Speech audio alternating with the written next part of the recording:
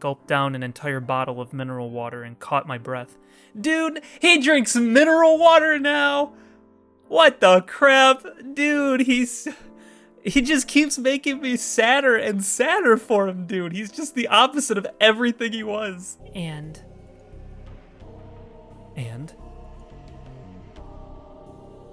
The neighbor said they were speaking Russian. Oh, yep, it's CERN. Oh no. I saw a dark blue van come around the corner of the underground parking lot. Its tires squealed a little. This doesn't look safe. This looks real sketch. What the heck? I don't like this.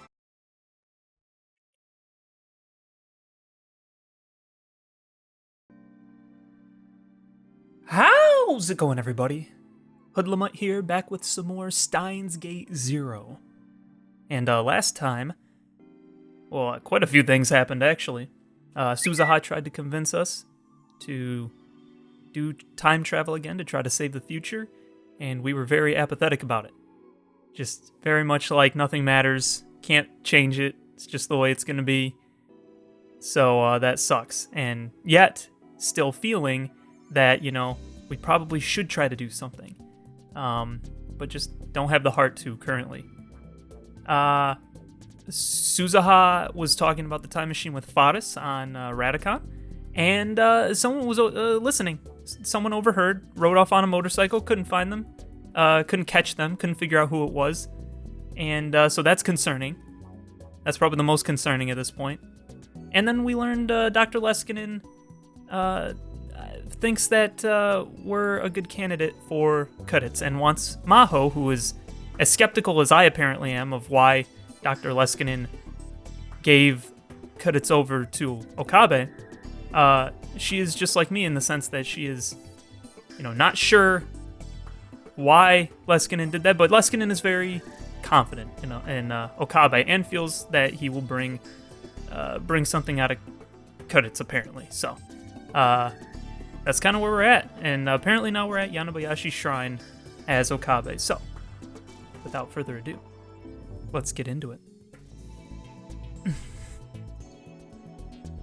I walked onto the grounds of Yanabayashi Shrine and quietly took a look around. Several cats were sunbathing beneath the cold winter sky, but there was no sign of anyone else. Lukako wasn't back from school yet. Oh yeah, I forgot school would be a thing, because the first game was all through summer. Alright. Okay. I could talk to Kudits without anyone staring at me here. I was supposed to meet with Dr. Leskinen and Maho after this.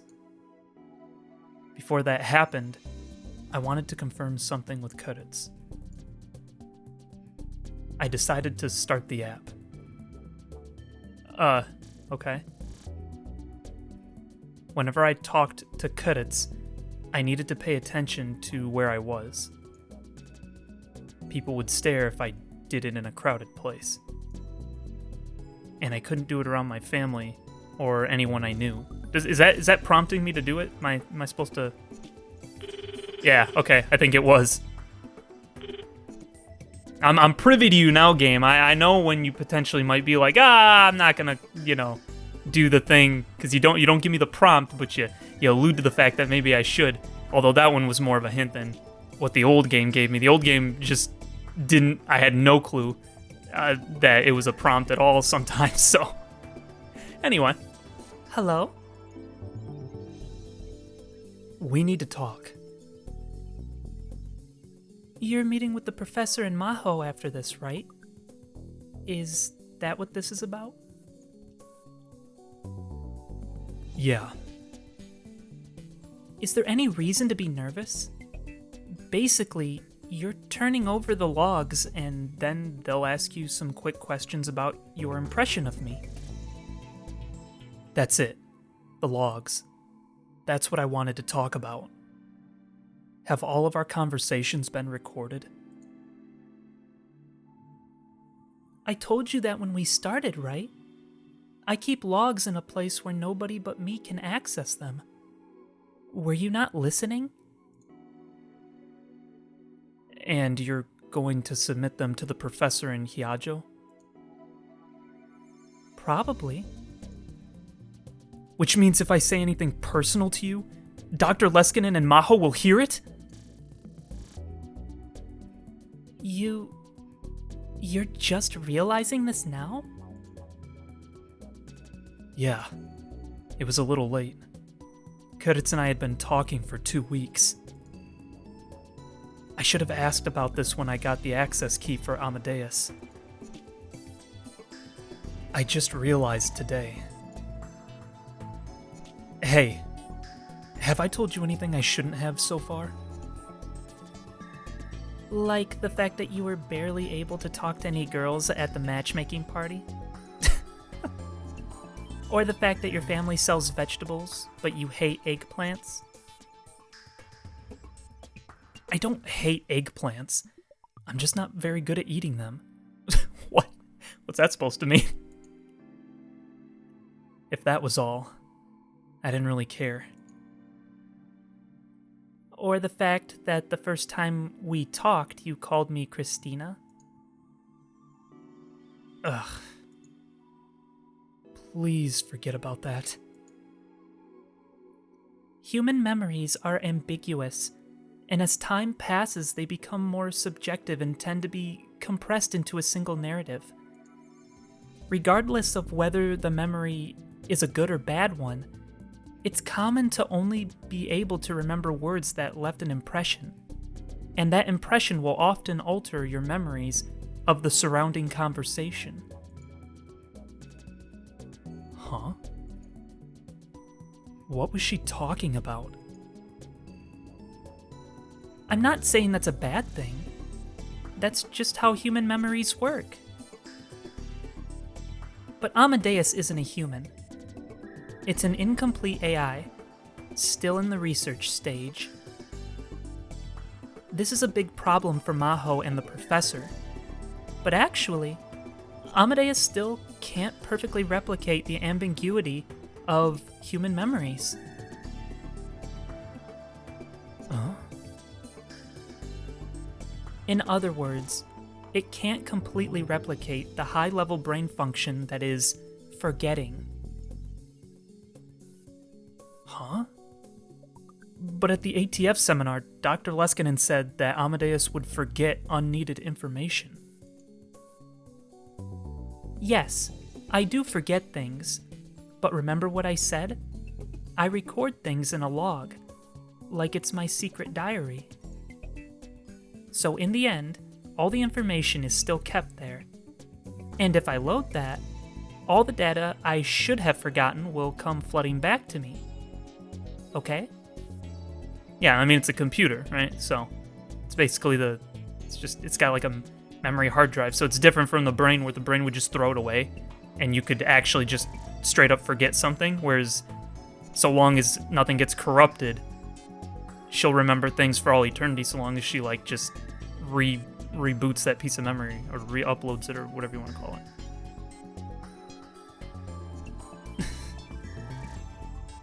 In other words, asking her to forget was a waste of time. Another plan would be to delete my logs, but those are my backups, so that's not happening.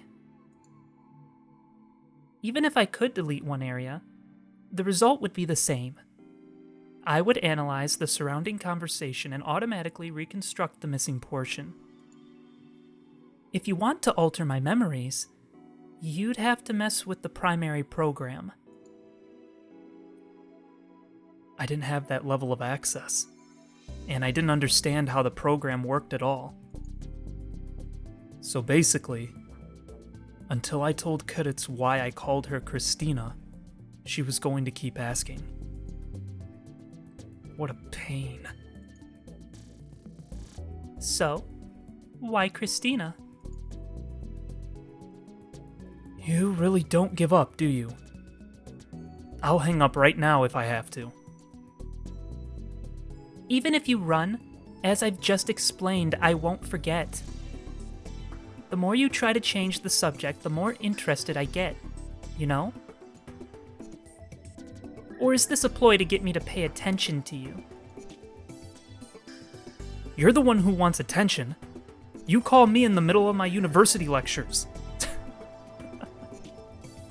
And not only that, you message me all the time on Rhine. Ugh.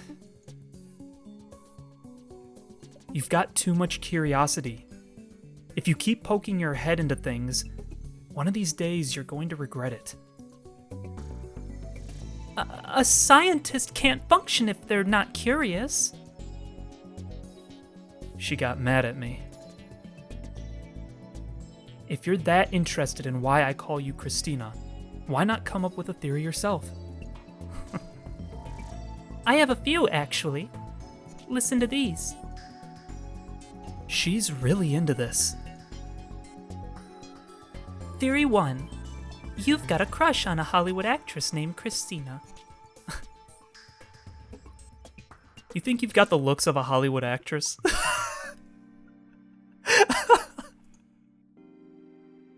Looks don't matter. It's like how you feel a closeness to someone with the same name. So, this is what you're saying, in other words. Dentaro Okabe feels close to me. It's just an example. Don't try to read too deep into it. It's a joke. Whenever I talked to Kudets, I always wanted to tease her. I needed to watch out. Theory 2. You once dated a foreign girl named Christina. Given your terrible English ability, this one is out of the question, huh?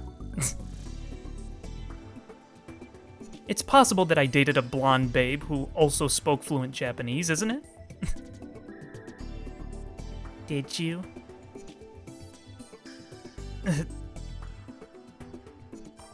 Silence is an admission of defeat. Sorry. Theory 3. You knew the original me and called her that either directly or indirectly.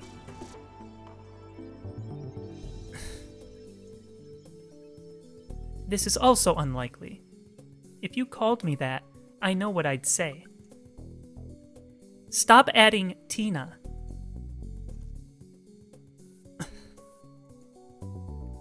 Yeah, that was exactly right. That's exactly what Kudets said. But I didn't stop. Because I was embarrassed.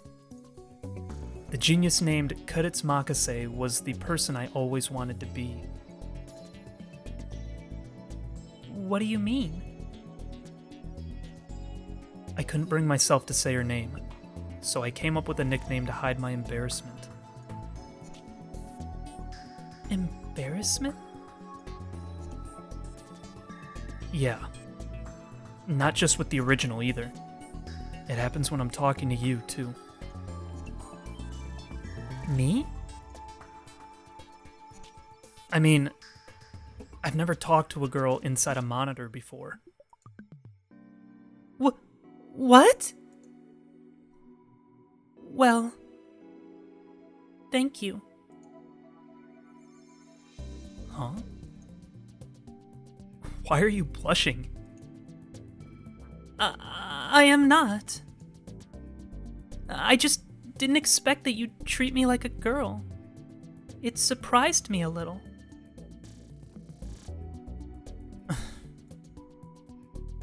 Even that reaction was just like Kudets. That part of you, I really I shuddered. What was I about to say? This was a 3D model on a screen. A tiny collection of zeros and ones in the shape of a human. What was I about to say to her? Hey, can I ask you something? We knew each other, didn't we? I mean, you and the original me.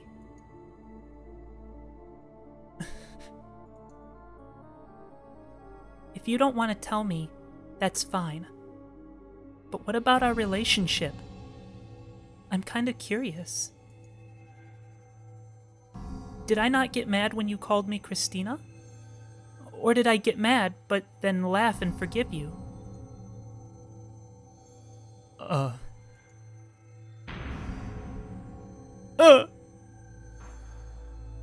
I don't want to die.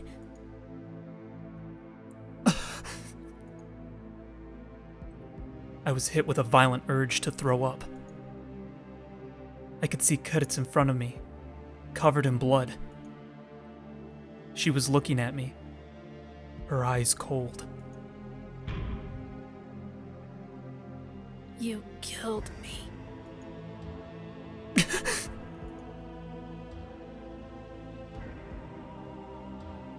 What's wrong? Hey, you've gone pale. I touched the smartphone and ended the call. Then I became too dizzy to stand.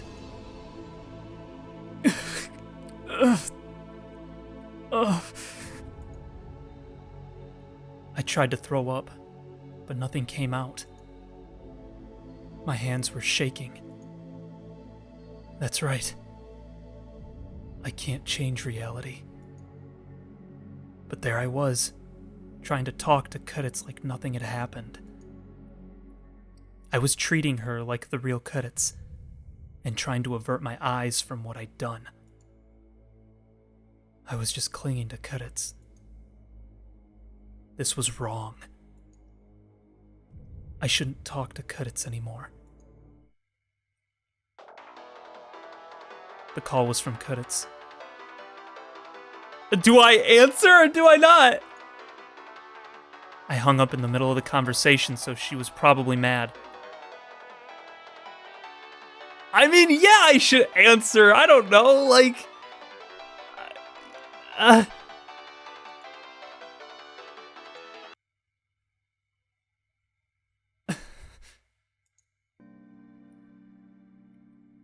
What is it? You know exactly what it is. It's rude to just hang up. Is something wrong?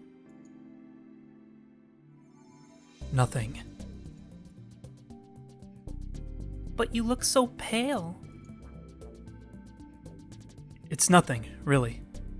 Leave me alone. It'd help a lot if you wouldn't talk to me for a while.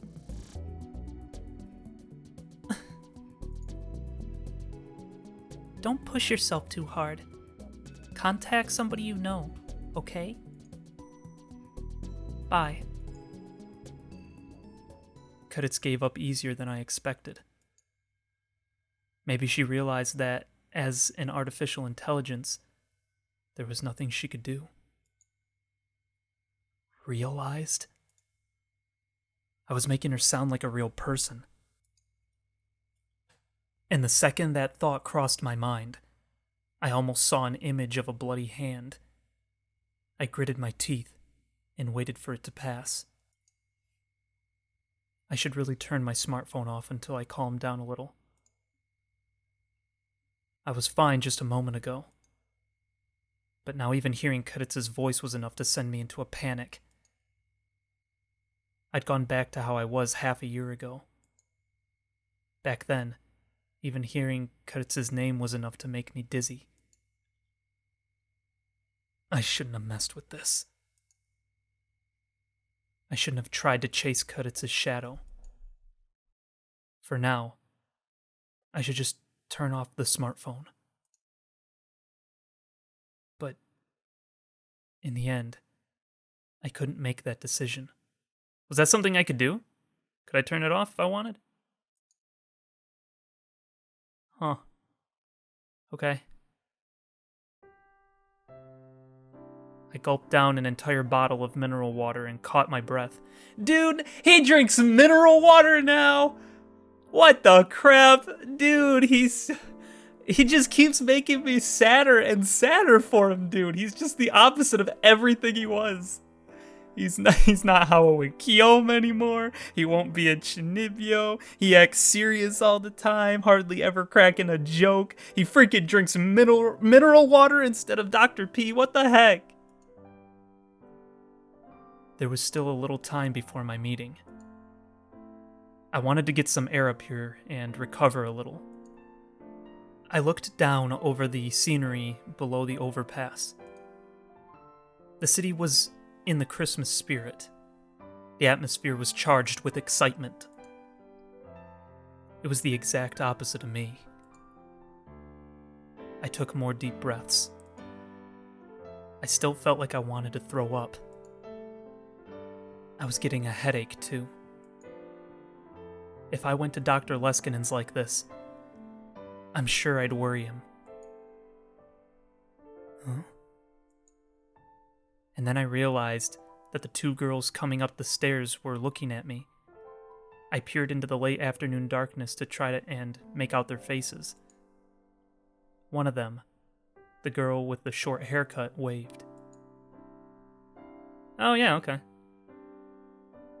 I knew it! It's Ocarine! Hi there. Oh, you're Mayuri's friends. They were Mayuri's friends and fellow cosplayers. I think their cosplay names were Kare and Fubuki. I didn't know their real names. Which was Kare and which was Fubuki again? Are you okay? You don't look so good. I'm fine. If I made them worry here, and they talked to Mayuri, it would cause a big fuss. I didn't want to hear her worry about me when she didn't have to. I shouldn't have come back to Akihabara anyway.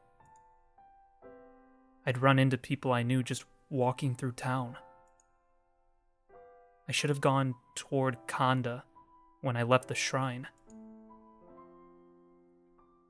You always look like you're hurting somehow, Ocarine. Do I? Yeah, you do. You look super depressed all the time now. You do. Fubuki.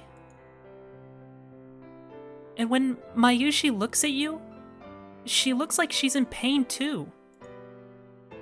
And when I see her looking at you, I feel like I'm going to cry. Wait, what am I saying? This Fubuki girl must really care about Mayuri. I felt a little better after hearing that.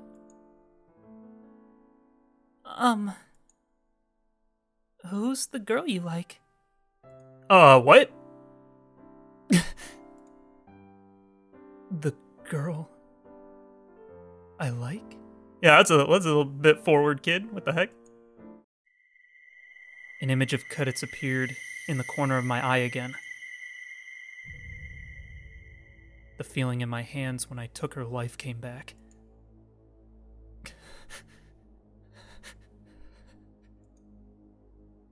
No. Calm down. Ocarine? I'm sorry. That was rude to ask.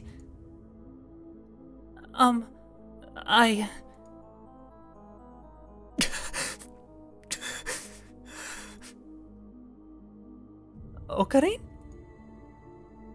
Are you really okay? Yeah.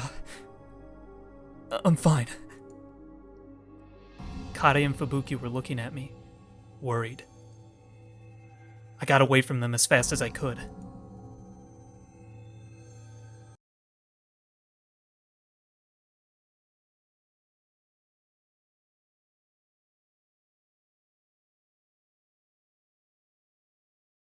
Gosh dang, dude! Man, having panic attacks over all that. I want to stop being a tester. When I started the conversation with that, both Dr. Leskinen and Maho looked shocked. We were meeting in a room at a luxury hotel in the heart of Tokyo. It felt like the sort of secret meeting you'd see in a spy movie. Or maybe it only felt that way because the old me wasn't completely gone. Yeah, don't let it die, dude. Don't let the old you go. You can't just... It's irresponsible. Maho seemed to finally understand what I meant, and her anger was clear. Maho, calm down. Lindalo is the one helping us with this test. I'm grateful that you took up the offer at all. If you quit here, you're not being irresponsible at all. Don't worry. Dr. Leskinen smiled and offered me his hand. I took hold of his giant hand and shook it back, but I looked down, unable to look him in the eye. I'm sorry. Still, I would have liked it if you could have continued. I took a quick look at the logs, and I see you've been talking to her quite a bit. And the way Kudit speaks to you is very different than what we hear at the laboratory. Humans are, by nature, social animals. They change their words and actions depending on the situation and who they're speaking with. We can assume that Amadeus is doing the same thing. That's why I wanted you to continue the test a little while longer.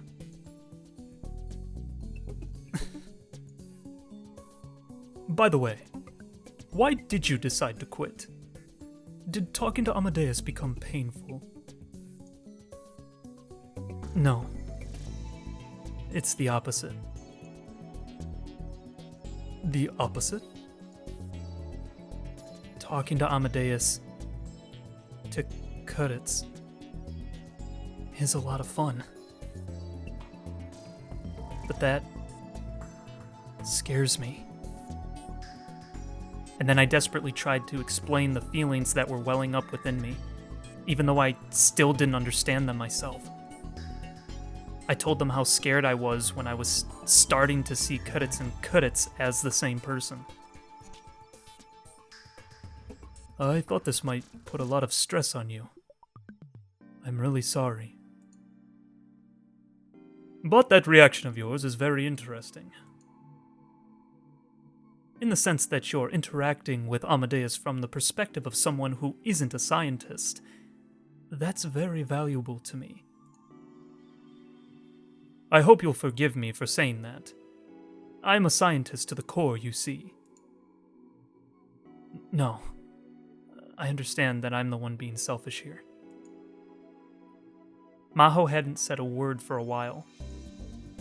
She was frowning, and she seemed to be intently focused on studying Amadeus's logs. I didn't want her looking at me, because it made me feel guilty, but... Alright, if you want to stop being a tester, that's what will happen. But, do you mind if we leave the access program on your phone? Huh? From now on, it's up to you whether you want to talk to Amadeus or not. I'll tell Kudits not to contact you.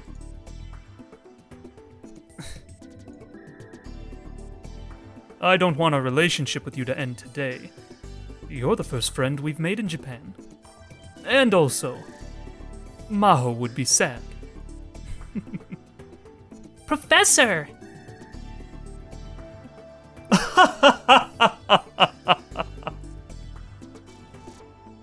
I understand. It felt like giving in, but at the same time, I didn't want to lose my relationship with Dr. Leskinen. My goal of going to Victor Condria University hadn't changed at all. And then Dr. Leskinen got a call on his smartphone. Oh, excuse me. I have to take this. Maho, make up with Lintalo while I'm gone, okay? Dr. Leskinen left the room with a mischievous wink. I was alone with Maho.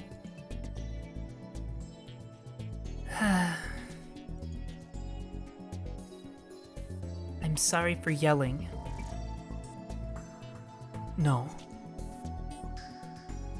The professor's right. We're the ones asking you for a favor. Amadeus is like a sister to me. No, more like a child. And it felt like you were throwing her away, so... I'm sorry I can't help you. I think I understand how you feel. Or at least, I thought I did. Maybe. Maho sighed again. I'm no good, am I?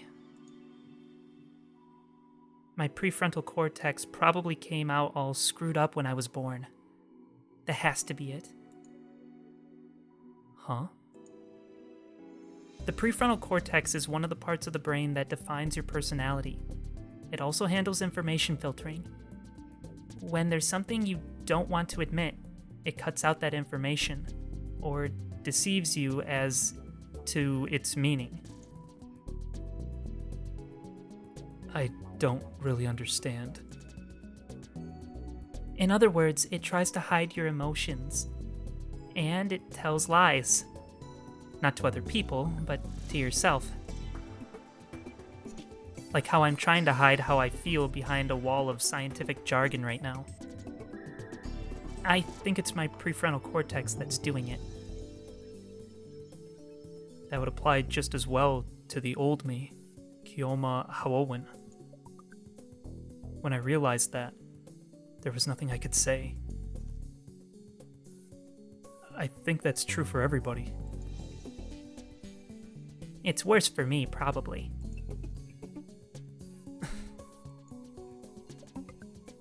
Just, from now on, whenever you feel like it, talk to Amadeus. It doesn't have to be for long. I'll think about it. Thanks. Maho flopped back onto the sofa. Hey, can I ask you a question? About Kuritz's mom? Frickin', I told you. That was something I forgot to mention in the beginning, too. Freaking very, very pretty much sure that Kuritz's mom is Kagari, that we took from the future. And then Suzuha probably left her in 75. They kind of alluded to that in the last episode. And she became Kuritz's mom, dude. Yo. Anyway. Huh? I happened to hear you and the professor talking about her at the party that one time. You'd said that something happened to Kuritz's house. Oh, that. Maho seemed to remember it quickly. She nodded. We got a call from Kuritz's mom. Someone set her house on fire. What? Was she okay? She said she was gone that day, so she was all right. That was a relief. After all that had happened, I really didn't want Kuritz's mother to have to go through any more. Kuritz's mom seemed to really like me. She would invite me over on my off days all the time. So I'm worried. I hope she's not caught up in anything weird. Weird? I noticed the way she said the phrase. A cold chill ran down my back. It wasn't just an arson case? Well... Maho seemed unsure if she should tell me. Hiajo. I urged her to speak. She nodded slightly. Well... At first, the local police investigated. But after that, some people saying they were with the FBI came. The FBI? Yeah. Understand, this wasn't a case the FBI would usually be involved in. And supposedly, a neighbor saw the arson. And from what she said, they didn't look like your ordinary arsonists. Oh, they were rounders. Huh? What do you mean? There was more than one. She said they looked like some kind of special forces unit. They barely said a word, and once the fire started, they got right into the car and left. I don't know if this is the right word, but they looked really good at their job. And they said the fire spread really fast. Was she trying to say that it was no ordinary arson, but the work of a professional? I couldn't laugh away the possibility. I knew for a fact there were people like that in this world. And?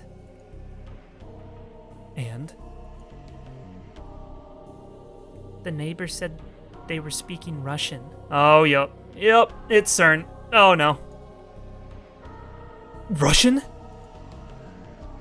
Russian. The first thing that came to my mind, whether I liked it or not, was Nakabachi.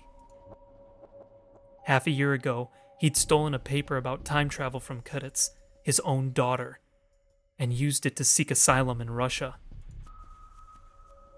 Could that have something to do with it? And there's one more thing. Right after Kurtz's death, something weird happened at the lab.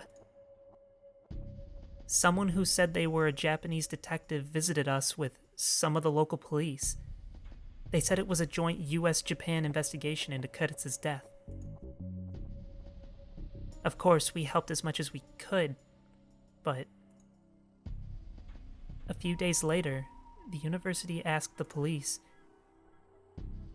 and they said that no such detective had come from Japan. So the Japanese detective was a fake? That's not all. The local police said they'd never searched our lab. In other words, not only was the detective a fake, but everyone who came and said they were with the police were also fakes. After that, Maho shook a little and wrapped her arms around herself. I've started to wonder if there was something else going on with Kurtz's death. I'm not really a conspiracy theorist, but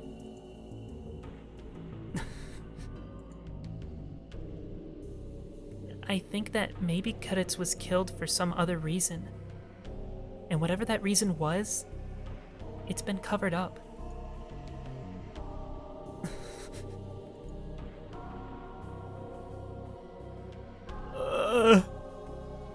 I was the one who killed Kurtz. The police never found out. They never would, probably. No one could prove a murder that had been committed by a time traveler.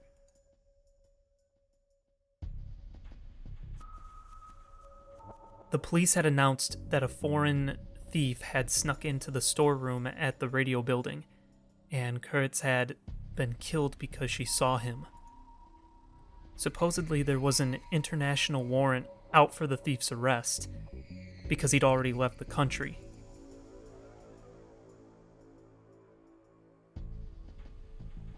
And when I killed Kurtz, there was one other person there, Dr. Nakabachi. It was eerie that his name hadn't come up at all. Russia, CERN, the time machine. I remembered the future that Suzuha, or perhaps I should say John Titter, had spoken of. She'd said World War III was going to start within a decade, and it would be the time machine that set it off. The EU and Russia would be in a race to develop it, and then even America would intervene. That would be the spark.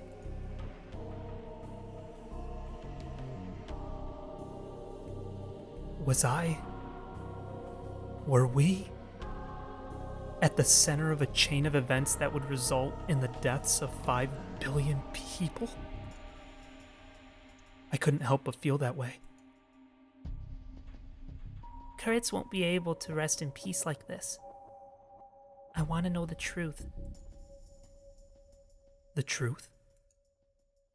I couldn't stop myself from shaking as I looked at Maho's face. You want to know the truth? That was dangerous. If she tried to learn the truth, there could be no doubt that she'd put herself in danger.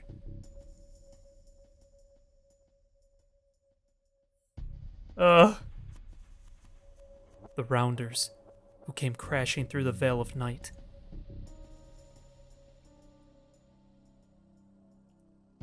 My childhood friend, who died in my arms after being shot in the head.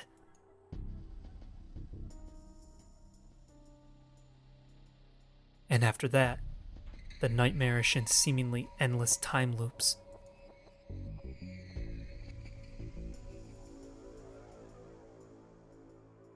All the horrors that I'd experienced in the Alpha world line came flooding back, and I fought to stifle a moan.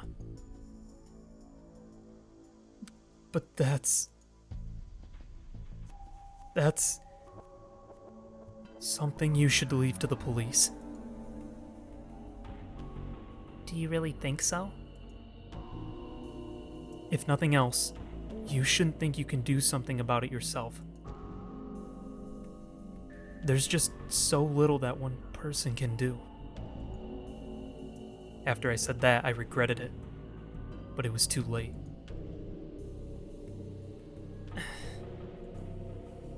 Maho's gaze had turned into a piercing glare.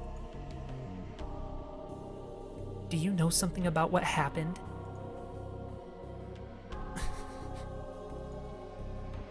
My panic was about to show. I quickly covered my face with my hands. That's impossible, right?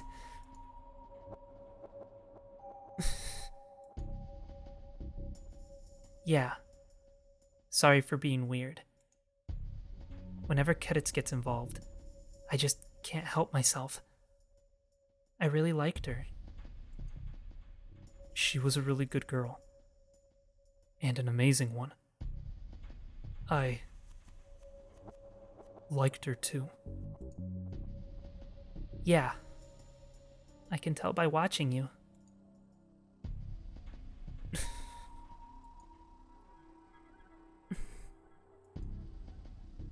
A heavy silence filled the air between us.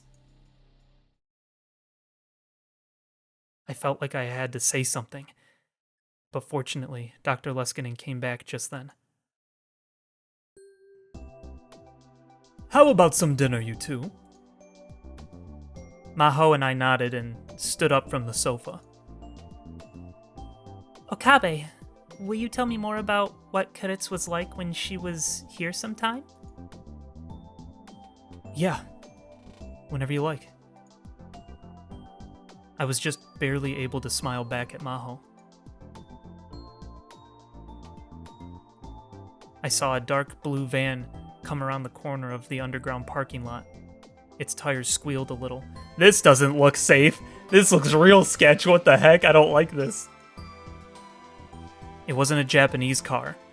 It was a station wagon that looked like a sports car from some foreign manufacturer. I didn't know a lot about cars, but supposedly if you purchased it from a dealer, it could easily go for over 8 million yen. The reason I knew all this was because the car's owner had told me over and over.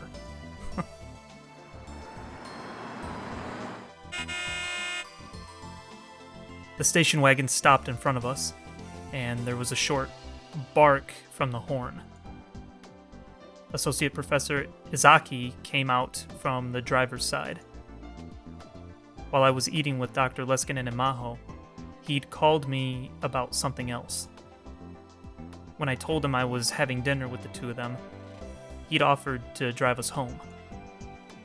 Dr. Leskinen had tried to refuse, but Izaki had insisted so much that he had no choice but to accept. He had a pretty nice car for an associate professor. This was the cause of a lot of speculation around the college. Some people said his family was rich, and others that he had the wife of some CEO as a patron. He'd once quietly told me the truth, that he was single and spent all his money on his car. but who even knew if that was true? It's more believable, I suppose. Izuki was acting like he was a professional chauffeur, opening the rear door and escorting Dr. Leskinen and Maho. Dr. Leskinen thanked him and got inside. Maho went around to the back to load up her luggage. Not bad, Okabe. Looks like you've won over Dr. Leskinen. He grinned and poked me with his elbow. You'd better not lose this connection, you know. For your future's sake.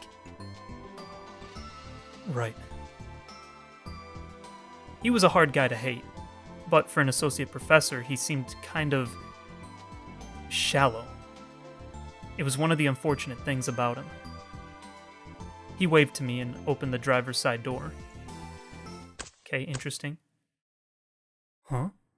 Did he just get stabbed? What the frick? What was that sound? About the same time I heard the strange sound. A hole appeared in the window on the front passenger side. I told you this seems sketch, dude! I called that crap! Izuki screamed and fell back on his butt.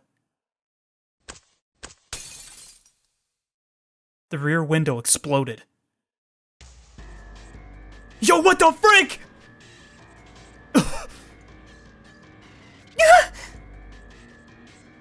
What the heck is going on? I panicked. Was this some kind of supernatural phenomenon? I was too confused to move. And then in the corner of my vision, I saw someone. Yo, what the frick? I knew it! I'm like, this is so sketch down here, dude, in this freaking parking garage! Ugh! A man I didn't know appeared out of the shadow of one of the pillars. He was holding something strange in his hand. It looked kind of like a handgun.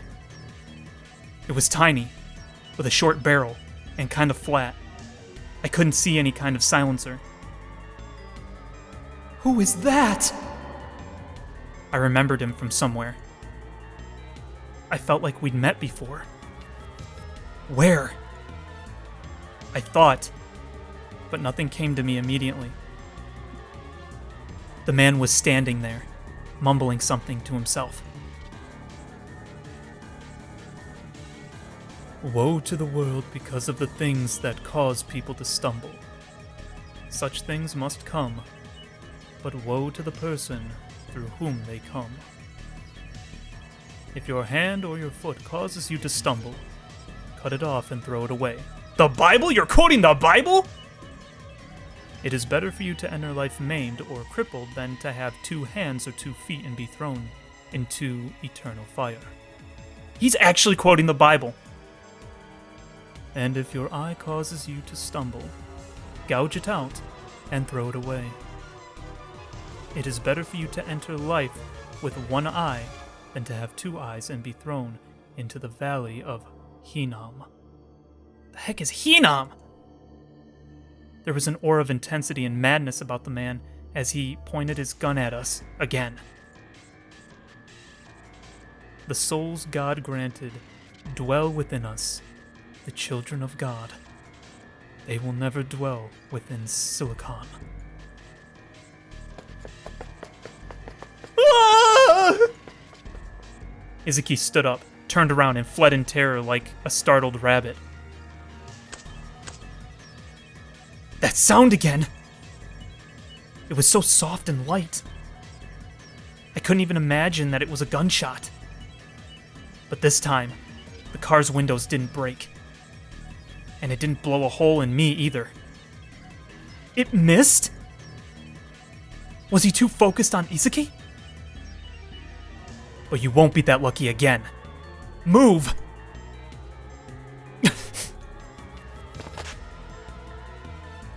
I pushed Maho into the back seat and crawled into the driver's side. What the heck? Thankfully, the engine was still running. I slammed down on the pedal without even bothering to shut the door. It's like he's got this, super special future gun or something. I bet he just killed Izuki. That's why it didn't hit the car. He said he was pointing at Okabe, though, didn't he? Because he said he didn't get hit? I don't freaking know what's going on, dude. I went from like a 10 at most, where I was like kind of just wondering if something crazy might happen, to like 100 real quick, real fast. Now my brain's just going all over the place. What the heck? The sound of a powerful engine shook the underground air. The attacker flinched at the incredible noise and vibration. But the car didn't move forward. Oh, he doesn't know how to drive. He didn't take it out of park. It didn't move an inch. Shift! You need to put it in drive! Dr. Leskinen and Maho were keeping their heads low in the back seat and shouting loud enough to be heard over the engine. I took my foot off the accelerator. I glanced over at the gear shift. It was stuck next to the N. What am I supposed to do? Do you have a license? No! What? And then, through the windshield, I saw the attacker ready his gun again. He was aiming at me. So, is that commonplace that there are some people in, like, Japan that just don't know how a car works? I feel like everybody, at least where I'm from, like in America, they at least know how a car works, right? You know about the gear shift, you know about the pedals, right? So, like, unless this is like a stick shift, it shouldn't be that hard to figure out, right? I feel like. The look in his eyes told me that he was ready to kill without hesitation. A soul will not dwell within silicon. Crap! Woo! Cracks like a spider web appeared in the windshield. Something went past the side of my head.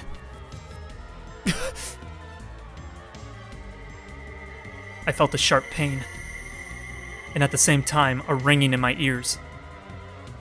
And all the other sounds faded away and started to disappear. I felt myself passing out.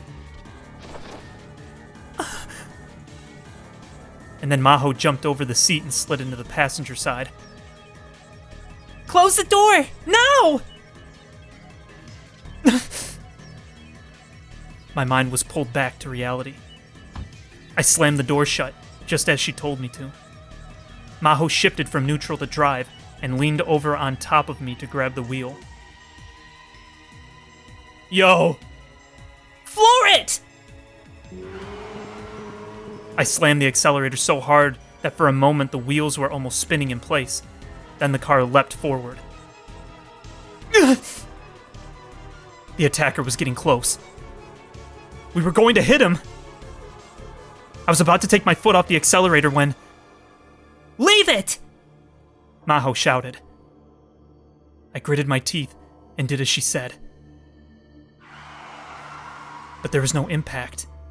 Evidently, the attacker had leapt away at the last second to avoid being crushed. Did he?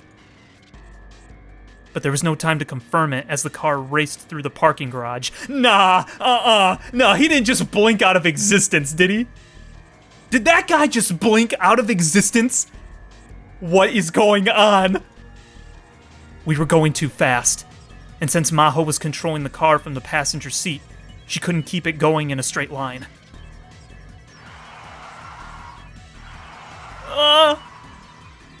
The car spun to the left and right, and I was almost flung out the broken window. I grabbed onto the edge of the seat as hard as I could. We headed for the exit, slamming into walls and pillars as we went. Who is that guy? No idea! Right! Go right! I could see an exit sign right in front of us. I can't turn fast enough! I pressed the brake and put my hand on top of Maho's, turning the wheel to the right. But that was the wrong thing to do. The rear tires slipped.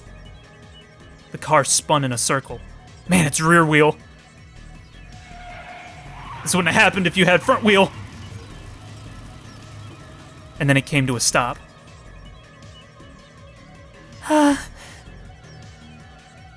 Are you okay? Yeah. What about the professor? He got shot, didn't he? I looked back and saw Dr. Leskinen lying face up on the seat, giving me a thumbs up sign. Oh, never mind. Okay. Let me take over. Right. I quickly put my hand on the door and got ready to get out of the driver's seat. But then I saw an old creaky sedan rumbling towards us and shivered. It was the man from a moment ago. He was following us and moving really fast. Get out! He's going to ram us! This door, it won't open! Had it broken when we slammed into the wall? I grabbed Maho out of the passenger seat and rolled outside. Dr. Leskinen rolled out of the rear door. Oh! It was less than a second afterward that the sedan hit. If we'd been even just a little too slow, we would have been turned into mincemeat.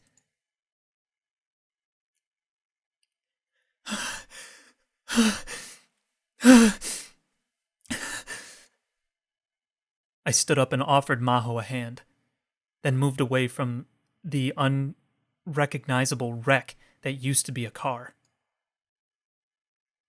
You okay? Thanks. Oh, frick! Holy crap! Both cars were smashed together. The attacker's sedan was completely embedded in the rear half of the car we'd been driving. There was no way he could have survived. There were no tire marks on the ground, which meant he'd slammed into us without braking. I shivered.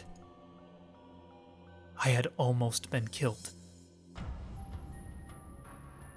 Anyway, I need to contact the cops. I was about to pull out my smartphone when the security guards heard the commotion and came running.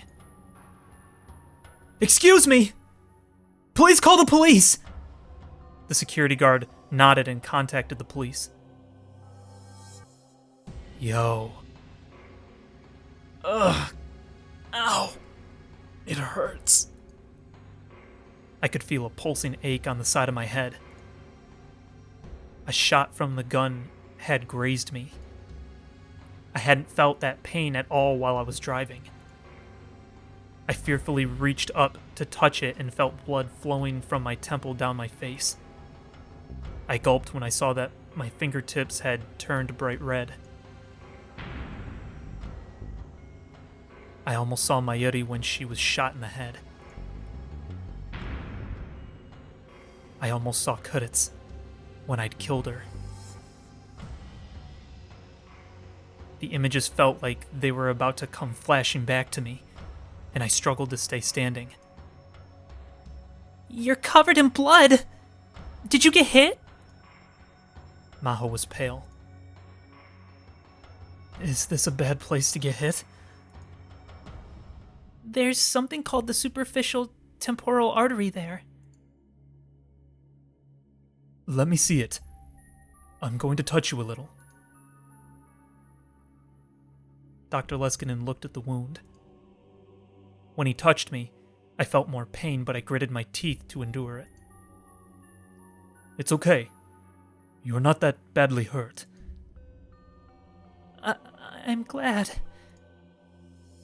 Use this. Thanks. I put the handkerchief he offered to me up to my temple.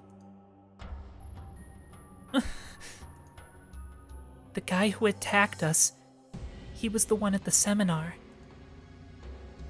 Really? You don't remember? That was the guy you yelled at. Oh! Right, okay. Oh! That's right! It sounded like he was insulting Kuditz, so I shouted objection at him. That was the guy. Was this his way of getting back at me? Not a chance. The souls God granted dwell within us, the children of God. They will never dwell within Silicon. Huh? What's that? He was saying that before he fired the gun. Was he talking about Amadeus? I don't know. I could faintly hear police car sirens in the distance. The hotel security guards and staff were starting to gather. Hey, how do we explain this? We tell them exactly what happened. I mean, we don't exactly know either. And then Maho's eyes went wide. She, Dr. Leskinen, and the crowd were all staring at a single point. I looked too, and almost screamed. Woe to the world. Such things must come. Woe to the person through whom they come. The man crawled out of the wreckage of the sedan, covered in blood. What the heck? Is he a zombie? And then he staggered to his feet. He looked like a zombie. All his limbs except the one holding the gun were pointed off in impossible directions, and I could see what looked like bones sticking out from them. What? Is he AI? He's an AI. He's an AI. No! He's an AI, dude! No! His stomach was torn open, and each time he crawled forward, I could see major organs covered in blood falling out of the hole. He's some kind of AI. He's like an android or something. But he moved towards us as if he felt no pain at all. It was such an awful sight that no one could speak. The man unsteadily aimed the gun towards Dr. Leskinen. He must have been on the verge of death because his arm was flailing around too much to aim. But Dr. Leskinen's expression was pure terror, and he seemed unable to move. Blasphemy. Soul. Whoa. Professor! Run! Oh no! A shot rang out. Fresh blood flew out of the man's head, and his body was blown away as if it had been hit by a truck. He fell to the ground, still clutching his gun. Oh! Oh, it was him instead! Who shot him? He tried to crawl forward anyway, but soon twitched and stopped moving.